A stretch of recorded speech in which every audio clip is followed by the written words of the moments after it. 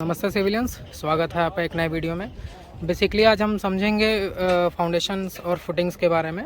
काफ़ी ज़्यादा कन्फ्यूज़न रहता है लोगों में फाउंडेशन और फुटिंग्स को लेके। तो ये बेसिकली आप जो अभी ये देख पा रहे हैं, ये हमारा कंबाइंड फुटिंग है। ये देखिए, ये हमारे जो कॉलम्स हैं, 1, 2 और ये 3, ये इन तीनों की टेरिटरी एक ही है। ये एक ही ग्रुप में आ रहे हैं। तो ये हो गए हमारे कंबाइंड फुटिंग्स।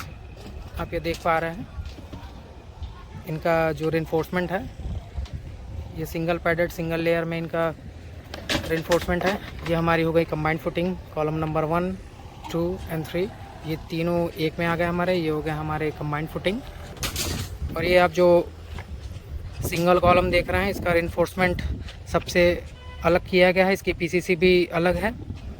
ये कहीं से इसका कोई जॉइंट नहीं है। ये है हमारा आइसोलेटेड फुटिंग।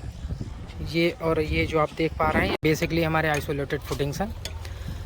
सबसे ज़्यादा जो हमें मोस्ट इम्पॉर्टेंट चीज़ है जो हमें निकालना होता है, जब ये हमारा डबल लेयर का जाल होता है, इसकी थिकनेस आएगी हमारी कास्टिंग होने के बाद ये 500 mm के लगभग।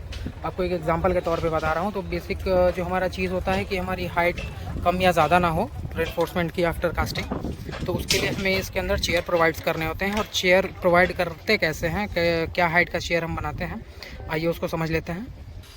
अब बेसिकली हम समझते हैं कि चेयर हम बनाते कैसे हैं, चेयर का क्या हाइट रखते हैं, क्या विड्थ रखते हैं, उसका लेग साइज क्या रहता है। तो बेसिकली अब ये देखिए, हमने एक सेक्शन ड्रॉ करा है हमारे चेयर का। आप ये समझिए कि हमारा जो फाउंडेशन का जो हाइट आना है वो 500 mm हाइट का ये कास्टिंग है। टॉप लेयर होता है और बॉटम लेयर होता है। 2 लेयर्स होते हैं, लेयर 1 और लेयर 2 में आपको दिखाने की कोशिश किया है। यहाँ पे मैंने देखिए, इसका भी एक छोटा सा सेक्शन काटा हुआ है मैंने। 8 mm डाया 100 to 100 एक सेंटर टू सेंटर स्पेसिंग पे, और 10 mm का बार यूज़ हो रहा है टॉप में भी और बॉटम में भी। तो ये हो गया हमारा छोटा सा फिनोमिना। अब इस तरीके से ये करने के बाद आप ये देख लो, 10 mm और 8 mm, 10 mm और 8 mm का डाया का बार यूज़ किया गया है। अब बेसिकली करते हैं यही है इसमें कि हमारा जब फाउंडेशन हम कास्ट करते हैं तो 40 mm कवर ऊपर से लेते हैं और 50 mm कवर नीचे से लेते हैं। प्लस टॉप में भी 10 और 8 का बार था और बॉटम में भी 10 और 8 का बार है। तो 10 और 8 दोनों का डाया 18 हो गया। फिर नीचे भी 10 और 8 दोनों का डाया 18 हो गया। अब जो है हम चेयर हाइट की चेयर की जो हाइट निकालते हैं, उसके लिए हमारा जो है उसमें से हम पूरे राफ्ट की हाइट जो होती है उसमें से कवर माइनस कर देते हैं बेसिकली। तो 50 mm नीचे का कवर, 40 mm ऊपर का कवर, प्लस 18 टोटल हम ये करेंगे तो 126 आएगा। चेयर की हाइट अब निकल जाएगी हमारी। 500 mm का हमारा टोटल जो है हाइट है फाउंडेशन का। 126 mm कवर हमने घटा दिया। 374 mm हाइट का हम जो है चेयर इसका बनाएंगे। हाइट जो रखेंगे 374 mm रखेंगे। विड्थ जो है जितना हमारा जो है साइज रहता है हमारे राफ्ट का, उसके हिसाब से हम उसको डिसाइड करते हैं। हमारा एक एग्जांपल के लिए मैं बता रहा हूँ आपको। जैसे मान लीजिए 3200 बाई 3200 का हमारा राफ्ट है, तो उसमें जो है बाई 4 यानी 800 mm का जो है हम उसका विड्थ रखेंगे। उसकी जो लेग की हमारी चौड़ाई रहेगी, बेसिकली आपको ये बताना चाहता हूँ, हमारा ये जो चौड़ाई रहेगा ये हमारा 800 रहेगा। 800 ये रहेगा। और लेग जो हम रखेंगे, ये लेग हम एटलीस्ट 200 mm रखेंगे। 200 से 300 mm के बीच में हम अपना लेयर वेरी कराते हैं। तो ये आप समझ गए होंगे चेयर क्या होता है। अब हमने चेयर की हाइट निकाल ली, चेयर का विड्थ और लेग निकाल लिया। अब चलते हैं साइड पे, समझते हैं अच्छे तरीके से। देख रहे हैं इसमें आपको कॉलम्स दिख रहे होंगे। एक ये है, एक कॉलम वो है हमारा, एक कॉलम वहाँ पे वो है। इसकी फुटिंग को एक में कर दिया गया है। ये तीनों कॉलम्स के फुटिंग्स जो हैं अब एक हो गए हैं। इस वजह से इसको जो है हम कंबाइंड फुटिंग कहते हैं। Combination of different type of foundations is called combined footing. इसकी भी रेनफोर्समेंट हो रखी है। बेसिकली जब हम रेनफोर्समेंट चेक कर रहे होते हैं तो हमें सबसे पहले चेक करना होता है, जब हम इसकी पीसीसी के ऊपर हम इसका लेआउट किए होते हैं, हम ड्राइंग के हिसाब से कि हमारा लाइन कहाँ से जा रहा है, हमारा आउटर लाइन कहाँ पे है, हमारा इनर लाइन कहाँ पे है। सेकेंडरी चीज़ हम ये जो देखते हैं, इसमें कवर ब्लॉक्स वगैरह, यहाँ पे इसने कुछ टुकड़े फंसा रखे हैं, ये एक्सेप्टेबल नहीं होता है साइड पे। कवर ब्लॉक्स वगैरह हमारे प्रॉपर लगे हुए हैं। बॉटम्स के कवर ब्लॉक, स्पेसिंग देखने से ही काफ़ी अच्छी लग रही है। प्रॉपर तरीके से इसकी स्पेसिंग भी रखी गई है।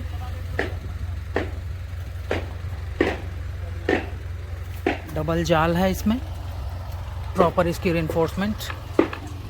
ये जो आप वर्टिकल बार्स देख पा रहे होंगे, ये हमारा बेसिकली यहाँ पे रिटेनिंग वॉल जाना है। रिटेनिंग वॉल के लिए इसको फाउंडेशन से ही निकाला गया है। रिटेनिंग वॉल के लिए सारे रिइंफोर्समेंट, ये सारे बार्स जो हैं, इस बार को आप देख पा रहे होंगे, ये नीचे इसका जो है बेयरिंग गया हुआ है। इस बार का ये जो एल है मोड़ा हुआ आप देख पा रहे होंगे। 350 से 400 mm इसका रखते हैं लेग, ताकि प्रॉपर बेयरिंग मिले। ये हमारी 12 mm डाई की बार है। फुल लेंथ की बार यूज़ करते हैं रिटेनिंग वॉल में, एटलीस्ट तब तक जहाँ पे हमें ऊपर जाके उसको कर्टेल करना होता है। कुछ हिस्सा इसका, कुछ बार जाके हमारे स्लैब में मर्ज हो जाता है, बाद में आउटर वॉल के रिइंफोर्समेंट को कर्टेल कर लेते हैं। जैसा आप ये देख पा रहे होंगे, हमारा ये रिइंफोर्समेंट जो है ये अब यहाँ पे कर्व में जा रहा है। इसके लेआउट के टाइम पे बहुत ही ज़्यादा ध्यान देना होता है। जो भी पॉइंट्स हम पिक करते हैं अपने लिफ्ट वॉल से, या फिर जो हमें सर्वेयर पॉइंट मार्क करके गया होता है, जो हम रेफरेंस पॉइंट लेते हैं, उसमें इसका बहुत ज़्यादा रोल होता है। वरना ये आरसीसी की वॉल है, ये परफेक्टली आर्क बनेगा नहीं, और फिर ये हमें देखने में भी नहीं अच्छा लगेगा। और दूसरी चीज़ कि ये इसका लोड वेरिएशन जो है बहुत ज़्यादा हो जाएगा। इसलिए हम इसका रेफरेंस पॉइंट बहुत ध्यान से लेके चलते हैं। रेफरेंस पॉइंट ध्यान देना बहुत ज़्यादा ज़रूरी होता है जब भी हम आर्क घुमा रहे हों। ये यहाँ पे इसके एंड पे ये कॉलम है, इसके लेआउट्स वगैरह प्रॉपर तरीके से चेक करते हैं। कॉलम्स जहाँ पे हमारा लेग मुड़ा होता है कॉलम्स का, उसके नीचे पे जैसा आप देख पा रहे होंगे यहाँ पे कवर ब्लॉक प्रोवाइड किया गया है। कवर ब्लॉक बहुत ज़रूरी होता है प्रोवाइड करना है, क्योंकि कॉलम का खुद का वेट इतना ज़्यादा होता है। जैसा कि आप ये देख पा रहे होंगे, 16 और 20 mm डाया का बार यूज़ किया गया है। इसमें काफ़ी हैवी है, काफ़ी ज़्यादा लोड है, इसका सेल्फ लोड है। जब इसमें पोरिंग होगी, जब कंक्रीटिंग होगी, तो इसकी लोड और बढ़ेगा। और ये जब नीचे चला जाएगा, जब ये डायरेक्ट पीसीसी के टच में रहेगा, तो ये अंडर इन्फोर्स भी हो सकता है। और ये फिर जो है कॉलम अपने जगह से कभी भी वेरिएशन में जब हमारा लोड पड़ता है, चाहे यूनिफॉर्मली डिस्ट्रीब्यूटेड लोड हो या सडन कोई पॉइंट लोड आए, तो वो कहीं ना कहीं उसको इम्पैक्ट करता है। जो सडन ना सही, लेकिन बाद में उसका इफ़ेक्ट हमें स्ट्रक्चर पे देखने को मिलता है।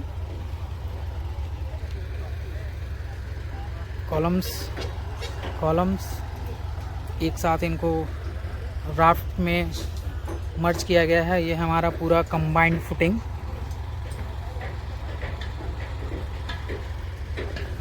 डक्टिलिटी जोन है ये हमारा, जहाँ तक हमें इसे रिंग प्रोवाइड किया गया है।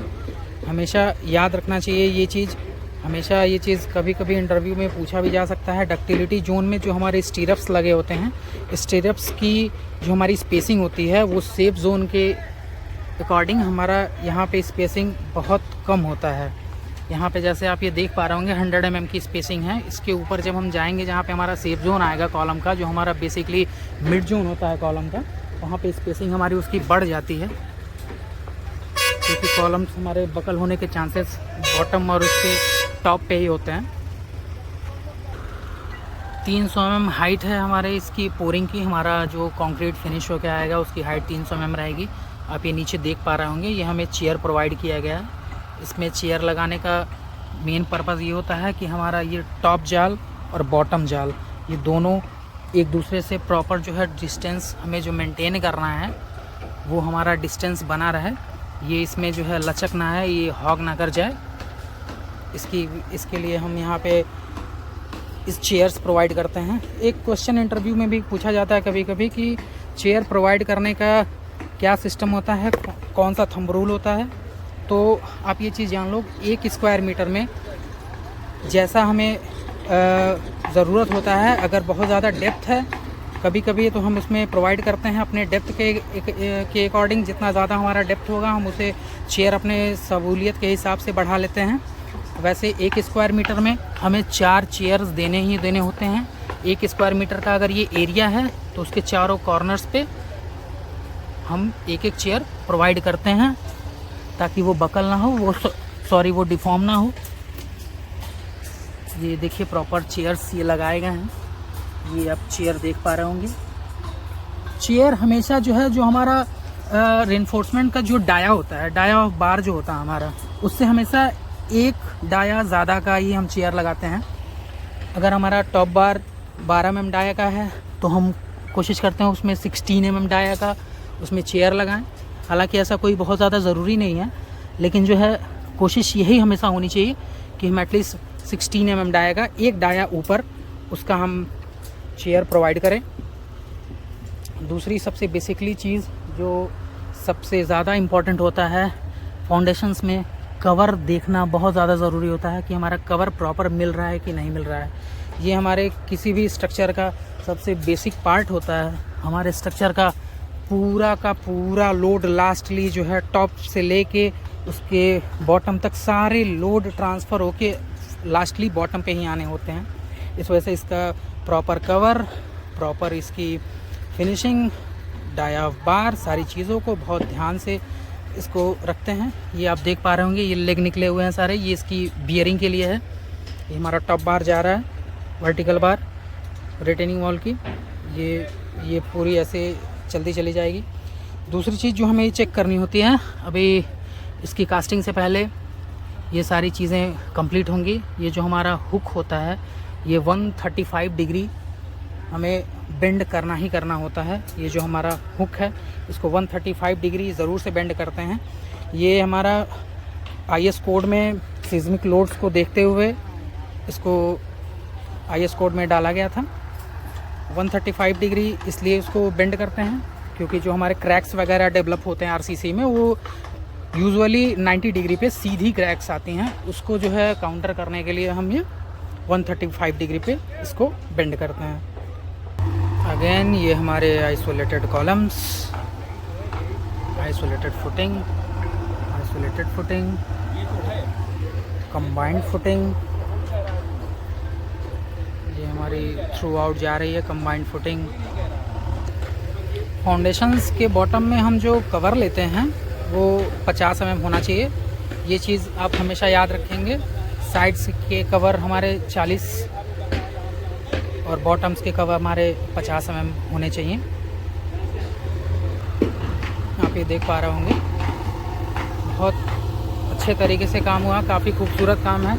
अच्छा लगता है जब काम इस तरीके से होता है, काफ़ी सफाई से होता है। रेनफोर्समेंट वगैरह, हमारी अलाइनमेंट वगैरह, इसके लेआउट्स वगैरह काफ़ी अच्छे तरीके से रहते हैं। ये देखिए वो रिटेनिंग वॉल है हमारी 200 mm की, उसमें वो उसने लिंक बार लगा रखा है, एक यू डाल रखा है ताकि उसकी जो बीच की स्पेसिंग है वो प्रॉपर मेंटेन रहे। वो काफ़ी अच्छा लगता है काम जब इतने साफ़ सुथरे तरीके से होता है।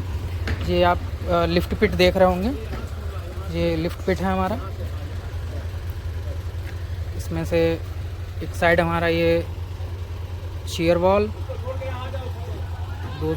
दूसरा शेयर वॉल, और सामने से रिटेनर्स होते हैं। ये हमारे ग्राउंड फ्लोर पे जाके हमारे रिटेनर्स जो है ये टर्मिनेट हो जाते हैं। फिर ये दोनों शेयर वॉल, साइड की लिफ्ट की शेयर वॉल्स चलती चली जाती हैं, जिसमें हमारे लिफ्ट वगैरह बेसिकली उनके जो भी हैंगर्स होते हैं, उनके जो भी हमारे पैड्स वगैरह होते हैं, ट्रेज होती हैं, ट्रॉलीज़ वगैरह लगती हैं, वो सब इसी पे माउंट होते हैं। अगेन हमारा ये एक आइसोलेटेड फुटिंग। एक सबसे ज़्यादा मोस्ट इम्पॉर्टेंट चीज़ आपको जो ध्यान देना होता है साइड पे, हमारे कॉलम्स हैं। जैसे ये हमारा जो है 500 बाई 600 का एक कॉलम है, इसमें 1 2 3 4 4 4 8 4 12 4 16 बार्स हैं इसमें, 16 mm डाया के। ये बार्स की जो हमारी स्पेसिंग होती है ना, ये बिल्कुल हमेशा बराबर रहनी चाहिए। ऐसा नहीं है कि इन दोनों बार्स के बीच में अगर 100 mm का गैप है तो अगले दो बार्स के बीच में 150 हो जाए, या फिर आगे जाके 80 डिग्री हो जाए, 80 mm हो जाए। ये कभी नहीं करना चाहिए, ये बहुत ही अनसेफ प्रैक्टिस होता है। ये चीज़ आप हमेशा ध्यान दीजिए। जो कॉलम है हमारा, इसके बार्स हमेशा वर्टिकल हों, अपने कॉलम्स के लेआउट पे खड़े हों, नीचे प्रॉपर कवर हो, स्टीरप्स प्रॉपर अच्छे तरीके से बंधे हों, स्टीरप्स के हुक्स जो है 135 डिग्री बेंड हों, और कॉलम्स के जो बार्स हैं उनके बीच में जो है स्पेसिंग प्रॉपर तरीके से हो।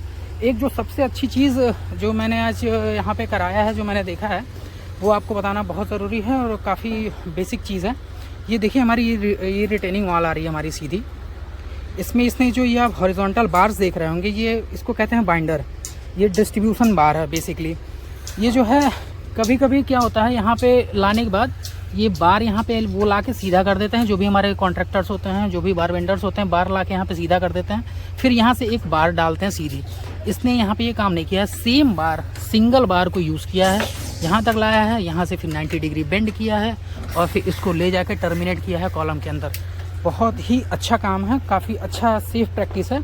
लोड्स वगैरह हमारी जो रिइंफोर्समेंट पे आएंगी वो प्रॉपर तरीके से स्प्रेड हो पाएंगी, प्रॉपर तरीके से उनको अपना चैनल मिलेगा। लोड अप एक तरीके से एक तरफ जो है अपना वेरी करें, एक तरफ जाए अपना लोड, इसके लिए ये बहुत ज़रूरी होता है। कोई भी आप साइट पर हमेशा ये चीज़ कोशिश करेंगे, कहीं भी कोई भी ऐसा काम जो अच्छे तरीके से हो सकता है उसकी जगह पे आप कोई भी एक्सक्यूज़ नहीं आप बर्दाश्त करना।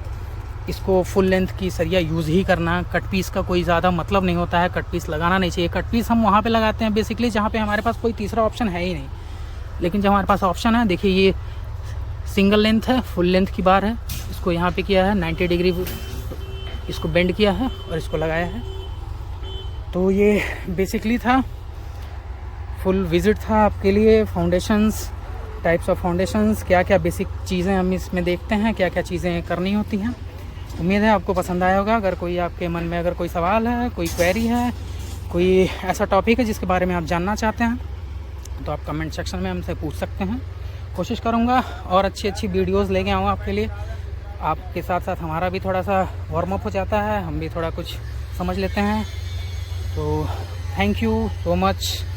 और एक चीज़, कास्टिंग के पहले इसको वॉश करना बहुत ज़्यादा ज़रूरी होता है, ताकि नीचे हमारे कोई भी जो है अनवांटेड पार्टिकल्स ना रहें, बेसिकली सॉयल वगैरह ना रहे।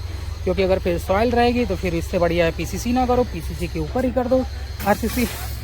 तो इस चीज़ को इग्नोर करें, साफ़ सफाई से काम हो, ड्राइंग के अकॉर्डिंग काम हो, इंजीनियरिंग फंडामेंटल्स के अकॉर्डिंग काम हो, IS कोड के अकॉर्डिंग काम हो।